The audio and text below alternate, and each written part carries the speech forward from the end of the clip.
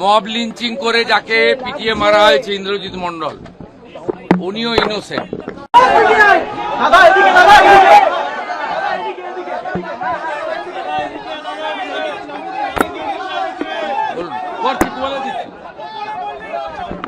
বলে দিচ্ছি, বলুন।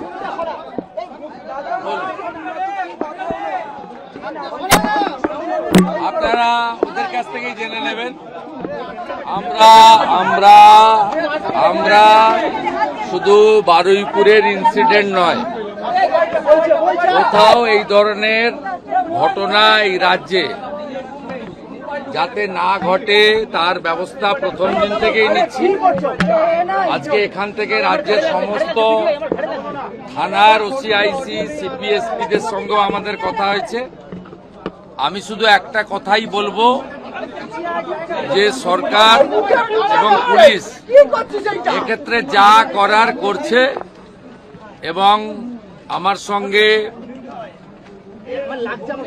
ওই আমাদের পরিবার, প্রথমত যে পরিবারটি ক্ষতিগ্রস্ত হয়েছে, এক রত্তি একটি ছোট্ট কন্যা সন্তানের উপর পাশবিক অত্যাচার করে খুন করা হয়েছে, তারাও মিট করেছে। তারা নিশ্চয়ই আপনাদের বলেছে বা না বললেও আমার জানার বিষয় নয়। আমি কথা বলে স্যাটিসফাইড এবং আমার মনে হচ্ছে ওরাও স্যাটিসফাইড। আমি একটা প্রাইমারিলি পুলিশ যা বলেছে, দেখুন, I am not the investigating authority. Mob lynching করে যাকে পিটিয়ে মারা হয়েছে ইন্দ্রজিৎ মন্ডল, উনিও ইনোসেন্ট। পুলিশ আমাকে যা বলেছে, এটা আমার কথা নয়। তার পরিবারের সঙ্গে আমি মিট করেছি, তিনিও জাস্টিস পাবেন। যত পুলিশের গাড়ি ভেঙেছেন, রেল লাইন উপড়েছেন, প্রায় অ্যাপ্রক্স 200 আইডেন্টিফাইড হয়েছে, প্রত্যেককে অ্যারেস্ট করা হবে। একটা লোককেও ছাড়া হবে না। পিছন থেকে যারা উস্কেছেন, পলিটিক্যাল লোক যারা ইলেকশনে রিজেক্ট হয়েছেন, কেউ ক্ষমতা থেকে গেছেন, কেউ শূন্য থেকে এক হয়েছেন, এবং radical force, anti national force যারা পিছন থেকে উস্কেছেন, তাদেরকেও আইডেন্টিফাই করা হয়েছে। তাদের কল রেকর্ড ইত্যাদি ডিজিপির নেতৃত্বে এসটিএফ সব কালেক্ট করেছে। ওদেরকেও প্রপারলি লিসেন করা হবে, ওদেরকেও ঠিক প্রপারলি শিক্ষা দেওয়ার কাজ সরকার করবে। ফার্স্ট অ্যান্ড ফরমোস্ট হচ্ছে 4 জনের মধ্যে 3 জন ধরা পড়েছে, আরেকজনকে ধরতে হবে, ওটা আমরা করছি। রিগার্ডিং কম্পেনসেশন, রিগার্ডিং অ্যাসিস্ট্যান্স, আমরা দুটো পরিবারের উপরই ছেড়ে দিয়েছিলাম। ওরা কিছু কথা আমাকে বলেছে, আমি উইদিন এ উইক আসবো এবং দুটো ফ্যামিলিতে যাব। তখন সরকার, ওরা যা চেয়েছে, সরকার যা করলো দেখতে পাবেন। সূর্যপুরে ভিকটিম ফ্যামিলি একটা আউটপোস্ট চেয়েছেন, আমরা আউটপোস্টও ডিজিপি এইচএস কে বলেছি করতে হবে। প্রয়োজন হলে রেন্টাল বাড়ি নিয়ে খনি চালু করতে হবে, এবং আমি যখন ভিকটিমদের সঙ্গে মিট করতে আসবো তখন আউটপোস্টের ইনোগ্রেশন হবে। আমরা এখানে অনেকগুলো ডিসিশন নিয়েছি, সেগুলো প্রপারলি আমরা দেখব। আপনারা ভিকটিম ফ্যামিলি যেমন কনফিডেন্স রেখেছেন সরকার পুলিশের উপরে, আপনারাও রাখতে পারেন। আমার মনে হয় না এর আগে কোনো পুলিশ মন্ত্রী বা মুখ্যমন্ত্রী এই ধরনের পীড়িত পরিবারের কথা শুনেছেন বা বলেছেন। আমি এটা মনে করি এটা ডিউটি, আগের লোক করেনি বলে যে আমি করব না তা না। আমি এখানে এমপি এমএলএ পলিটিক্যাল পার্টিকে ডেকেছিলাম। এমপি সায়নী ঘোষ তিনি মিট করেছেন, মাননীয় বিধায়ক প্রাক্তন স্পিকার বিমান ব্যানার্জি মিট করেছেন। 1-to-1 কথা হয়েছে, সেটা আমি বাইরে বলবো না। আমার মনে হয়েছে তারাও স্যাটিসফাইড। বিজেপি 3 জন এমএলএ মিট করেছেন, গোসাবার বিকন্ন নস্কর, রূপা গাঙ্গুলি এবং দেবাশিস ধর। তারাও কিছু বক্তব্য আমাকে বলেছেন, তাদেরকেও আমি সরকার এবং পুলিশের কতটা প্রোগ্রেস হয়েছে ব্রিফ করেছি।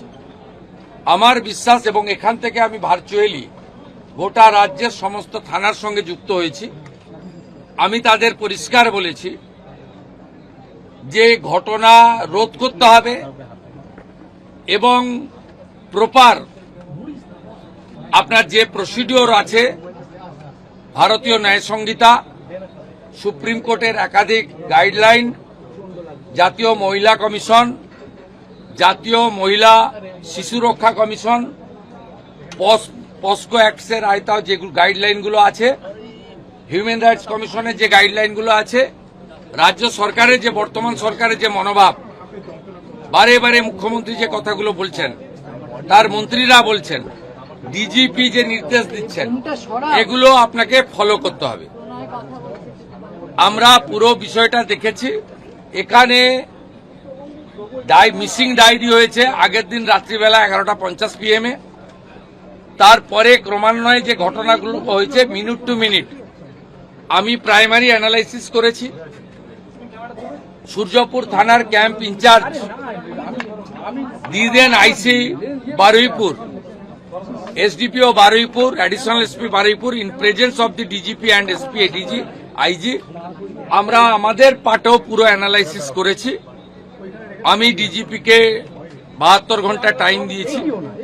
তিনি আমাকে, আমি যা ফাইন্ডিংস পেয়েছি, ওনার যে অ্যাডমিনিস্ট্রেটিভ প্রসিডিওর রয়েছে, প্রসিডিওর অনুযায়ী একটা রিপোর্ট দেবেন।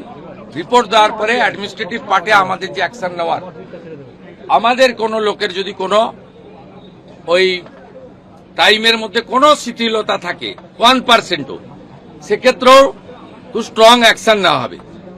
আমি পাওয়ারে আসার পরে বা মুখ্যমন্ত্রিত্ব দায়িত্বের পরে আরজি করের মামলায় 3 জন টপ আইপিএস অফিসারকে সাসপেন্ড করেছি। এক্ষেত্রে আমার মেসেজ খুব ক্লিয়ার আছে, সবাই সেটা দেখেছে। আমি খুব পার্সোনালি স্যাটিসফাইড যে ওইটুকু একটা বাচ্চা মেয়ের পরিবার, সেই পরিবার এন্টায়ার আমার সঙ্গে প্রায় 10 জন বাবা মা সহ মিট করেছে এবং তারা কনফিডেন্স জানিয়েছে, আস্থা জানিয়েছে সরকারের উপরে, মুখ্যমন্ত্রীর উপরে, পুলিশের উপরে। এটা আমার আজকে বড় প্রাপ্তি।